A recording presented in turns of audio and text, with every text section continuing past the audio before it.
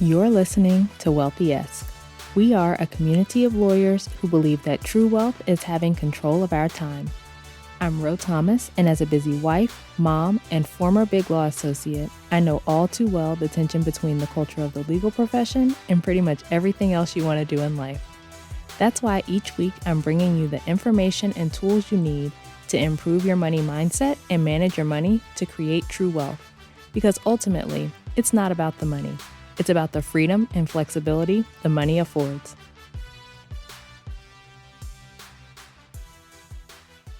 Hey friend, welcome back to the show. I hope you're doing well and having an amazing day so far.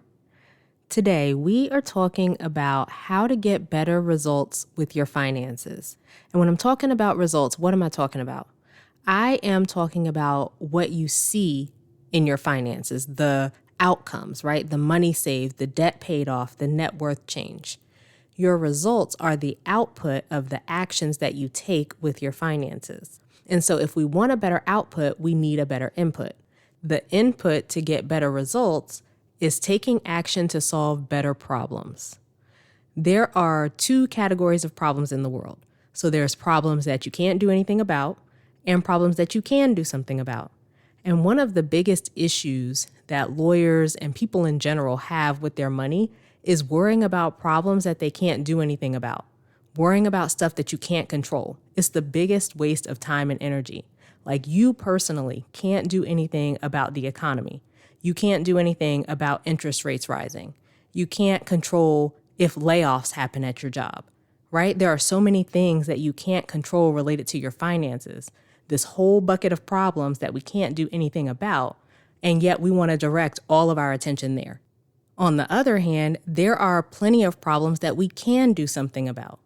We want to look at those things that we can control. Focusing on those problems, solving those things is better, right? It's a better use of our time and energy. But even within the realm of things that you can do something about, there are better problems to focus on. When people first start working on improving their finances, usually the first place they want to go is all this minutia, looking at all this stuff that doesn't really move the needle and completely ignoring the bigger stuff that would move the needle more.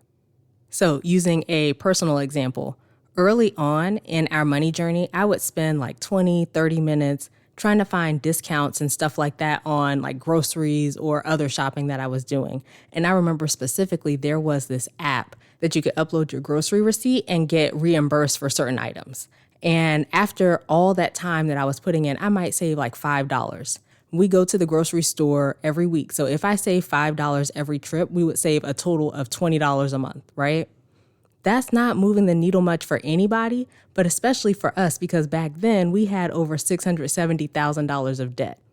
That $20 was not doing anything. And that's not to say that I'm against saving money or finding discounts or anything like that. Like, we still use our grocery store shopper card. And so they'll have, deals and discounts just for being a loyalty member. And it doesn't take any time to just swipe the card or to connect it to the grocery app when I'm doing my grocery order. And, we get whatever discounts they're offering for loyalty members. But the point is, there are other moves that we could have made back then other than trying to find some grocery store deals that would have made a much bigger difference. So one thing that moved the needle more was getting rid of my $400 car payment, right? $400 a month is a lot better than $20 a month. Both the grocery store coupons and the car payment were within my control, but getting rid of the car payment was a better problem to solve than trying to save a couple dollars at the grocery store. Another example that comes up is people will be spending a few $100s on stuff like takeout or going out to eat or shopping or stuff like that. Let's say, maybe it's $500 a month that they're spending, and they'll be like, oh, I just spend so much, I need to cut back. But then when we look at it, like when we look at their full spending for the last month, they're spending half their income on their rent or their mortgage. Like, the reason that you're struggling, that you're having trouble with your finances is not your shopping or your eating out. It's because half of your income is gone off top just for housing. So that's the problem that we want to focus on. Getting into a cheaper place or getting a roommate or renting a room out or bringing in more income. All of those kinds of things are going to move the needle a lot more than I'm going to take away this fun thing that I like so I can save a couple $100s. When you solve better problems, you get better results. Paying off my car gave me much better results than saving $5 here and there on groceries.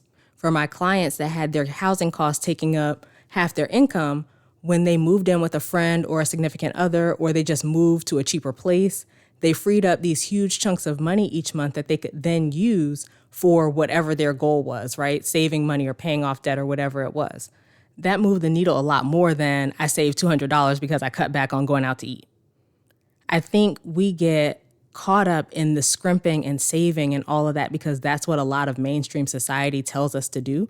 And so we think that's what it means to be better with money, right? Like I have to clip coupons and find deals and save a few dollars at the grocery store and stop going to Starbucks and stop going out to eat or whatever else. But we overlook these huge opportunities to move the needle in our finances more and make more progress. So make sure that when you're looking to get better results with your finances, that you are, one, focusing on things that you can control, right? Not the government, not the interest rates, not your employer, things that you can control.